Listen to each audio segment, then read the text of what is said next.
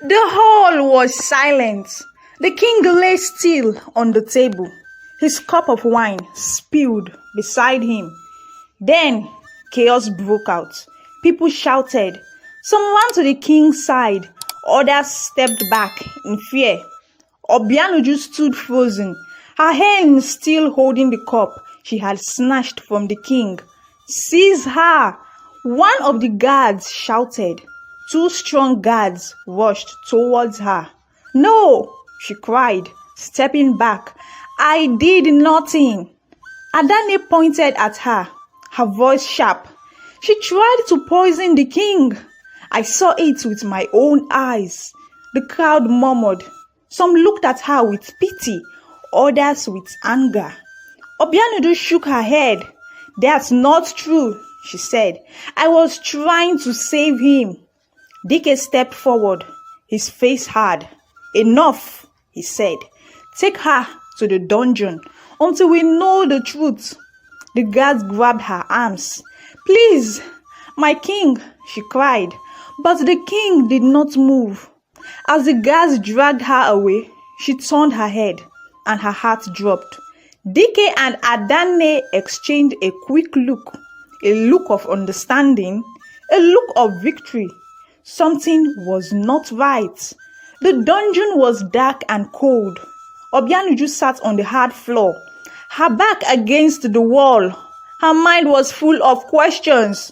Why would Adane lie? Why did Dike look so calm? Was this a trap? She hugged her knees, trying to stop her hands from shaking. Hours passed. Then, "Move aside." The deep voice echoed through the dungeon. Obianuju lifted her head. That voice. The heavy door swung open. The king stepped inside. Obianuju's eyes filled with tears. "My king, He raised his hand.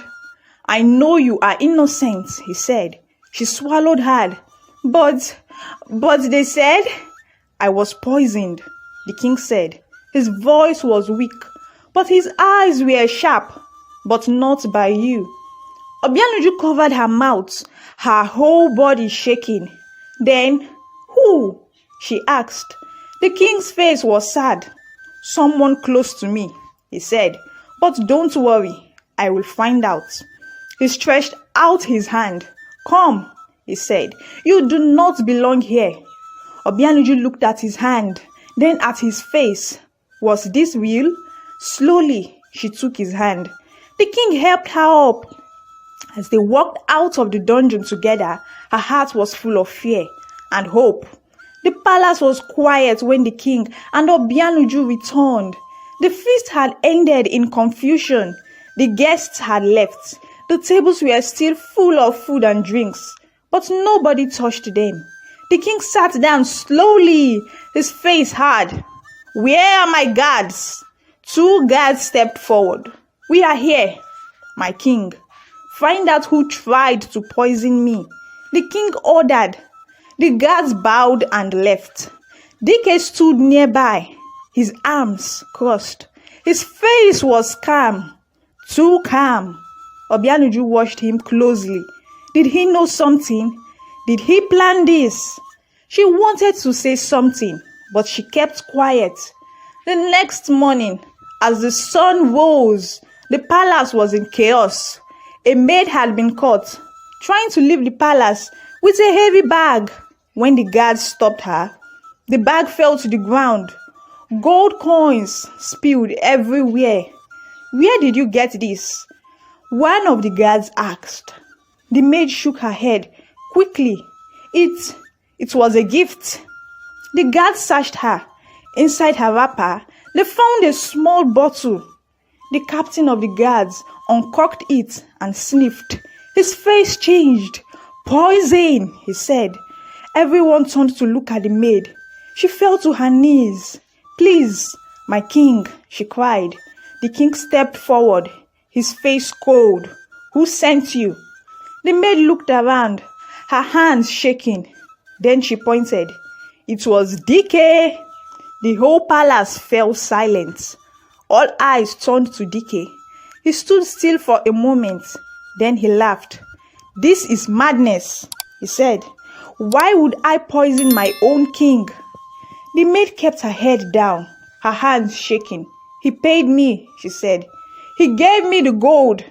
He said the king must not marry Obianuju." Obianuju's chest tightened. So it was true. Dike's face darkened. "She is just a maid," he shouted.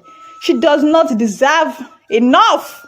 The king's voice roared through the hall. Everyone froze. The king's eyes burned with anger. "After everything, Dike, you were my right-hand man." Dike said nothing. "Guards," the king commanded, "take him away." The guards rushed forward. Dike struggled. "You are making a mistake," he shouted. "She will destroy this palace. His voice faded as the guards dragged him away. Obianuju stood still, her heart pounding. The king turned to her. "You saved my life," he said. His voice was softer now. "And now I will change yours." Obianuju looked at him, confused. What did he mean? Her life was already changing, but how much more? The next morning, the palace was full of whispers. Everyone was waiting for the king to speak. When he finally did, his words shocked them all. "From today," the king said, his voice strong, "Obianuju will no longer be a maid. She will be treated as a lady of the palace." The crowd murmured. The maids who once mocked her now lowered their heads. The guards stood taller, their eyes filled with respect. Obianuju couldn't believe it. When she walked through the palace halls, people stepped aside for her. The same maids who once laughed at her now greeted her with deep bows. But not everyone was happy. Adane, the one who hated her the most, now had to serve under her. One afternoon, Adane poured water for Obianuju in the palace gardens. She did it with a stiff face. "You are lucky," Adane muttered. Obianuju looked at her calmly. "No, Adane," she said. "I worked hard." Adane's lips tightened, but she said nothing more. Still, Obianuju knew the truth. Not everyone in the palace had accepted her, and danger was still close. One evening, the king sent for Obianuju. She walked into his chambers, her heart pounding. "My king," she said, bowing slightly. The king smiled at her. "Obianuju, you have done so much for this palace. I want to reward you." She looked up, surprised. "You have already done so much for me, my king." The king shook his head. "Not enough," he said. Then he took a deep breath and spoke the words that shook the palace. "I want to make you my queen." Obianuju's eyes widened. The maid standing in the corner gasped. Whispers spread like wildfire through the palace. Obianuju's hands trembled. "My king, The king reached out and held her hand. His grip was warm, steady. "You are not just a maid, Obianuju," he said. "You are wise, kind and strong. That is what a queen should be." Tears filled her eyes. She knelt before him. "My king," she said, her voice shaking, "I will serve you forever." But as she spoke those words, she felt it, a cold stare from the shadows. Someone was watching, and whoever it was did not want her to be queen. The palace was busy like never before. Drummers played in the courtyard. The biggest wedding in the kingdom was about to happen. Gold decorations covered the halls. Bright fabrics hung from the palace walls. Obianuju sat in the grand chamber as women from all over the land prepared her. They braided her hair with gold beads. They dressed her in the finest clothes, a deep red wrapper shining in the light. "You will be the most beautiful queen," one of the older women said with a smile. Obianuju smiled, but inside she felt nervous. Was this really happening? She had come to this palace as a maid. Now, she was about to become the queen. But not everyone was happy. Adanne stood in a corner, watching with dark eyes. She does not deserve this, she whispered to another maid. The woman beside her nodded. It should have been someone else. Adanne's hands tightened into fists, and she was not the only one. Someone else was watching. Someone who was still planning to stop the wedding. That night, Obianuju sat in her room alone.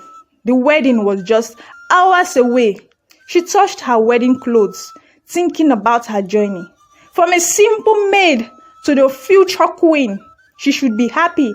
But something did not feel right. A strange coldness filled the room. Then she heard a noise, a soft sound, like a footstep. She turned quickly. A shadow moved in the corner. Before she could scream, a strong hand covered her mouth. She struggled, but the grip was firm. A rough voice whispered in her ear, "You will not marry the king." Obianuju's heart pounded. Who was this?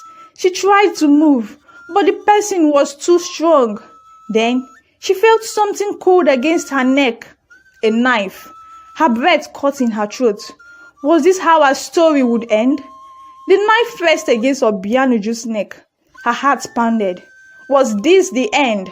Then, bam! The door burst open. Guards rushed in, their swords drawn. The attacker let go of Obianuju and turned to run. "Catch them!" a guard shouted. Strong hands grabbed the attacker. Obianuju turned to see who it was. Her eyes widened. Adanne! She was breathing fast, her eyes wide with fear. The king entered the room, his face dark with anger. "Adanne!" His voice was deep and strong. Adanne fell to her knees.